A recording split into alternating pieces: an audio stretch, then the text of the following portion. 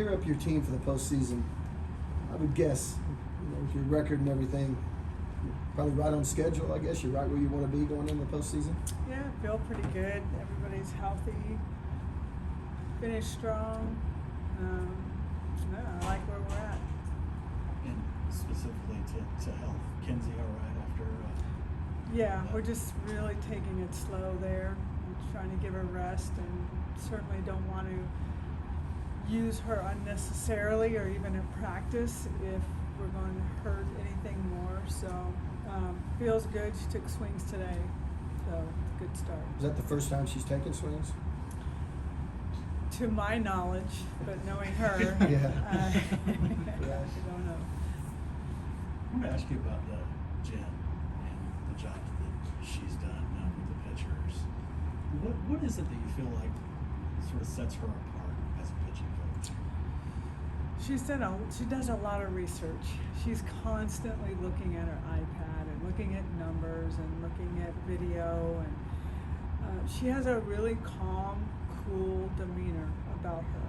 And I think that's a good balance for our staff because we're all made differently, but she's the calm in the storm, usually always. She has a good sense of creating a team within a team. So these pitchers are very connected, very rooting for each other. And I think sometimes that's not easy to do on a staff of pitchers specifically, because usually they're thought of as divas or what have you. So she's done a good job of keeping them together and working well together and fighting for each other and celebrating each other's victories and big moments. You've been able to keep your innings in check with your pitchers. How much is that going to help you in the postseason? A lot. They're healthy. No one is complaining about any kind of issues at all. So that is a big plus for us. You mentioned it a little bit Saturday. How big was the seventh inning for Kirsten on Saturday? I think that was a game changer for us to see her go in, and she doesn't get a lot of opportunity. But we all remember the first day the first game she threw a few innings, and it was deer in the headlights, and she was very awkward and uncomfortable on the mound. You could see that, and to see how far she's come is what everybody was really, she captured our hearts, watching her settle in, have command, kind of pointing around at the infield, like she's done it a million times, and to get us out of that big inning was a big celebration. I think that really got things started for us. How big is that maybe just for her development or her confidence moving forward to have that kind of performance? Tremendous. And she's stuck on a staff. I don't say the word stuck, but she's on a staff that have some really elite pitching. So she's learning and she's taking this in stride and getting those opportunities when she can and making the best of them. So in a big moment like that, it's really outstanding to see her thrive in it, and she wants more. She's hungry. You can feel it already. Like, she's not asking, but her look at me is like, when are you going to give me the ball again? So in baseball, we talk a lot about matchups, lefty on lefty, righty on righty. In softball, is it that big of a deal? Oh yeah. She came in against lefties and worked out of it really well. So confidence-wise for her, but for the team as well, to say we've got a fourth pitcher that can come in and help us, that was a big moment. Talk about her a little bit. It looks like her stuff's really good. I mean, it looks like she throws hard.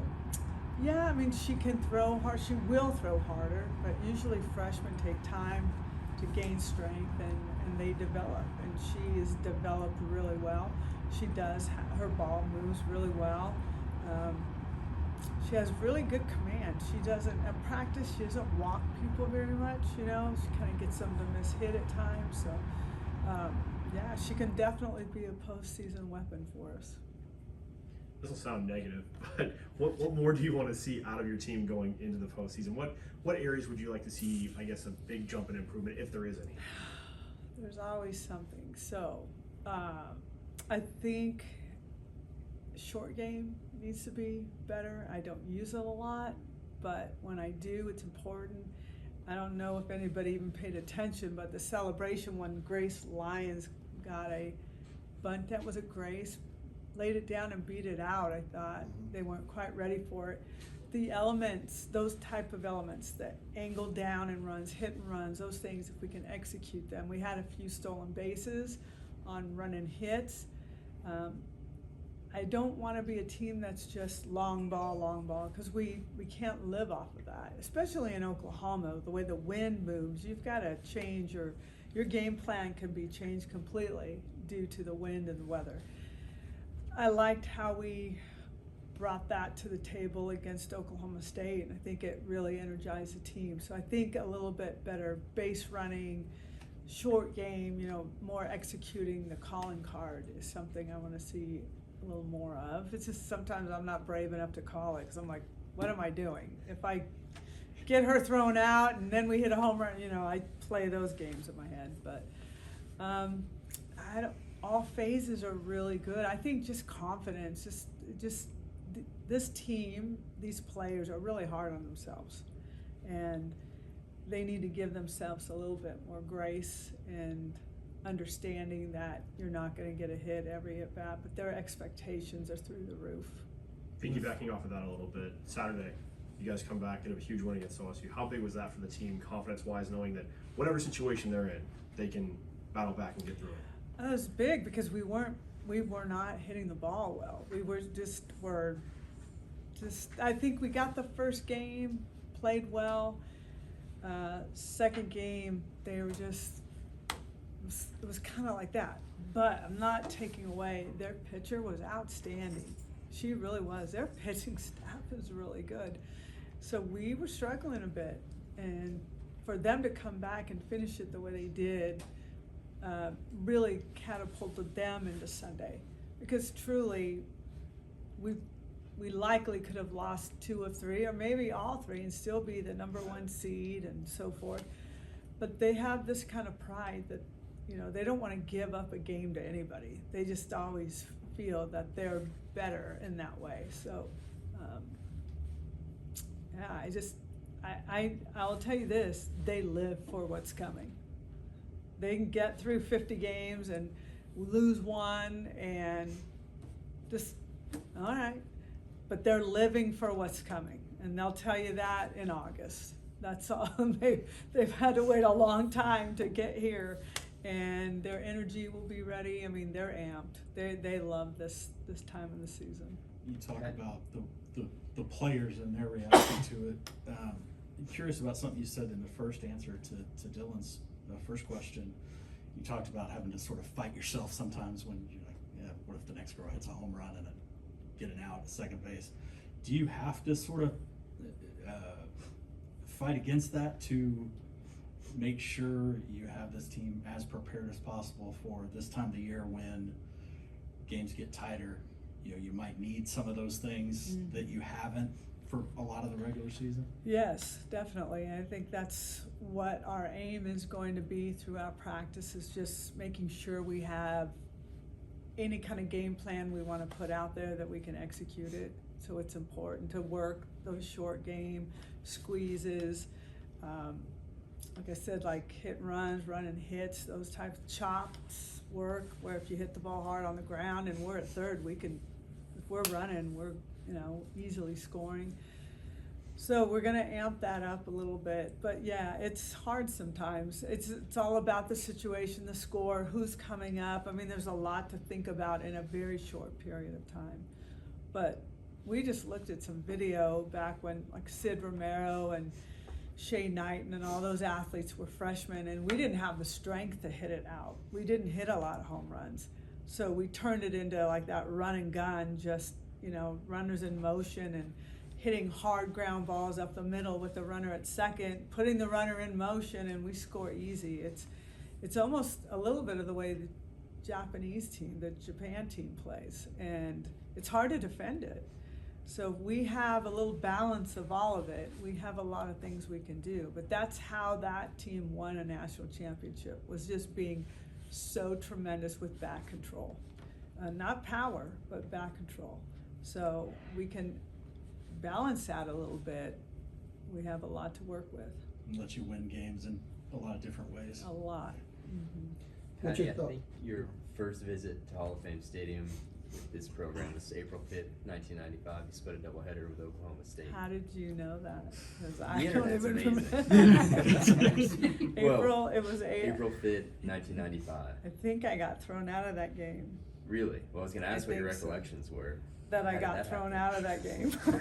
How'd you get thrown out? I don't remember. It was so long ago. I do remember I got thrown out my first year against Oklahoma State. Was it at the Hall of It was Fame at- yeah, Stadium? I had no idea what to do. They're like, point me to where I'm supposed to go. I don't have any idea what to do here. Did you get thrown out often that season? No. No, I didn't know what I said, actually. I mean, because I don't use language like that, so I don't even know. But I was a newcomer, so they probably had this much respect for what I was doing or anything. So I can get away with a lot more these days, but Well, I try not to. I need these guys. I need them. I'm sure the crowd that was there a month or so back for Texas was very different than the crowd that day, and the environment was Oh, different than that golly. day. Yeah, I think I'll never forget the moment at Hall of Fame Stadium. I forgot about the one that you just mentioned for good reason, but back then there was maybe 400 people there, and now we're standing in front of 9,000 with their camera lights on. That just melted my heart. But for me, I'm someone that can see it full circle, and it's just unreal. And I don't even know how to explain it. When you talk to people, they're like, oh, that's cool. But I'm like, no, really, you don't understand. So, I mean, I just appreciate it, and those who have been around appreciate it. What kind of environment has it become for you guys? And all the things you have going for you this time of year, there's also the fact that you can stay closed this weekend, you can even stay home and go back and forth there. I don't know about a second home, but what's it become? It's nice to kind of call it a second home. We're very comfortable playing there, and anytime we walk in there, whether it's in the fall game or spring against Texas or what have you, it is always a wow factor. But it gets more wow as more fans are there. It got really wow when they expanded the stadium to where the sounds are so different that you can't really hear yourself talk. You just feel it electric and all around you. Only thing I could relate it to is standing on the sideline of an OU football game. And I never in a million years thought that I would be telling you, I can't hear you, like let me come in to talk to you through your helmet. I never thought in a million years that would be something I would be saying. Jada Coleman was named the Player of the Year this year. Your thoughts on that? Worthy. There's probably 3 or 4 players on our team that easily could have won that award. So Jada's had a good year, and I'm really proud of her. She's very passionate. I know you see how athletic she is, but she also has matured quite a bit and is really putting excellence not only on the field but in the classroom and decisions and things like that. So I've really seen her grow into a woman. A couple years ago, right around this time was when all the instant replay talk started kicking up. Now that we had it for a couple of years, how do you feel like it's affected the game? In a wonderful way. Oh yeah, in a wonderful way. And our umpires do the best job they can. I never second guess that, but no one is perfect, and I think about every other sport in the country collegiately has some kind of instant replay. It has been a game changer for all of us, and I think the umpires appreciate it because they want the call to be right. They do. So it has been. It's funny because I think it's tremendous for our game to get the call right or the situation right or whatever it is. but it's a different feeling when the umpires disappear. And it's a big moment in the game and they disappear. And then here they come out and you're like, my heart's going like, oh God. And then when the call's for you, everyone's like we just won or something. Like we just scored a big run. Everybody's cheering and then when you don't get it, you're like, oh, wow, what a loser I am. And I'm like, wait, why am I feeling that way? It's nothing to do with me. So it's dramatic. It feels very dramatic when they come back with the big call, and they make it dramatic too. 'Cause they make you wait. They make you walk. You have to watch them walk a long way before they do it. And I'm like, oh. So I just think it brings kind of it's the right thing to do, and I think everybody, including umpires, agree. Was that ever a problem for you, like when you thought a call was a certain way, but they couldn't look back at it? Did that ever like fester within you? Well, that's what usually would send me out of the stadium, and many other coaches as well, because sometimes when it's right in front of you, and you see it clearly. So yeah, I mean, there are times when it can cost you a game, but now that we have these opportunities, just makes you feel, even if it's wrong, even if it doesn't go for you, you still feel it's good that it's right, So the problem is everybody's got to get good cameras out there, because when you have ESPN and their cameras, you can see every angle. When you are going somewhere, and even here, we don't have the best angles and enough cameras to cover everything, and that's important, because if it's grainy or it's not very evident, they won't do anything. You can't even see it. You touched on Grace Hines a bit ago. I want to go back to her as she enters just her final postseason run before she release here. Just what do you think has been the biggest impact she's made on the program, and what do you hope she leaves behind? Because this final time. I've said it, and I'll say it until someone else comes along, but she's the best shortstop I've ever seen. She's a complete player, offensively, defensively. She makes plays look so easy. She's very calm. She's very humble. I just love her style. It's very smooth, but it's very team. It's very, she's got a big smile, but she's never, look at me, look what she never wants the credit. She wants you to think that every play she makes is a play that she should make. And so the wow factor, she doesn't care about those things. She doesn't care about awards. She is our team captain. I know that's something she's going to leave behind. Just very cool, very calm, very sensible, very faith-based.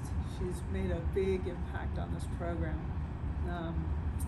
And I hope one day to coach somebody that good, but they're hard to find. Patty, what about the Big 12? What kinds of leagues, what kind of tournaments is it going to be? What do you mean? Well, I mean, how good is the league? Good. Well, Baylor just did a job this last weekend, so you've got your top four, in the top, Baylor, Texas, Oklahoma State, ourselves in the top 15 or 20. But I'm going to tell you, Texas Tech could swing it. Kansas took down Texas. Iowa State took down Oklahoma State. So better play a good game, or anybody can beat anybody, and they showed it this season. You talked about wanting to put this team in the hostile environments throughout the season. Just what do you make of the team's response to that, and how do you feel like that helps going forward in the postseason? I think they really enjoyed being out at Stillwater. Whether it's hostile or for you, they just like environment, and they thrive in it. So I think finishing at Oklahoma State should really help us as we go forward. It was a good atmosphere and a tough atmosphere, but they embrace those things. What's been the approach preparing for different teams right now, getting into the approach being? Sorry, one more time. What's been the approach of preparing for two different teams as you Mhm. get ready for the first? None as of yet. So tomorrow they move their games to 10 o'clock. So the team's gonna come in, we're gonna watch the second half and then start our practice versus trying to prepare for two different. I think that will help us get a little more focused on what we need to. So we made that little change to help us. TRA is having a great year. She hasn't hit the home runs. I'm glad when people call me want to talk softball, but I get kind of mad when they're going, TRA is not really. I'm going, yeah, she's having a great year. You have to understand, she hits that ball off the wall against Oklahoma State. That's almost out, but that wins the game for you. She's really having a good year, isn't she? She's having a great year. And look at her RBIs, look at her doubles. I mean, she's not Jocelyn Allo. And at the same time, still, we're still losing innings and at bats, because I was counting it up today because Coach Rocha and I were talking about pitchers' innings. And Patrick, what's our record? 49-1. We played 50 games and we run ruled 23. So that takes away a lot of at bats, takes away a lot of innings. So you could look at our numbers and go, wow. Well, if they don't have the opportunity, they can't do much with it. And that's hurt our pitchers a little bit, but helped them stay fresh. But if you're looking at maybe postseason recognition, I don't have a pitcher that's throwing 200 innings. And there are a lot of pitchers out there that are. But this team understands we don't care. We don't care. I told them, when you come back for a reunion, I'm not gonna go, oh, you're the girl that, oh yeah, you're the one that won Big 12, first team. I don't care. We don't care. We like to do things as a team in everything that we do. And so, yeah, there is a lot of talk, and that's another thing we need to make sure we stay out of, is control what we look at, control what we listen to, control what we believe and what we don't believe. And a lot of people want in on it, and that's really important that we they take care of what they're doing and what they're listening to, because it does hurt their confidence if they're believing that they should be doing something better. And right now they're all doing everything really well. You talk about what you can control. Obviously you can't control the weather, but as a coach, do you change anything or talk in any kind of certain way, like what if this week as you prepare, knowing there could be a ton of rain this weekend? We haven't really yet. I know that will be potentially an issue, but living here helps us know how to deal with that. So I think we'll be okay.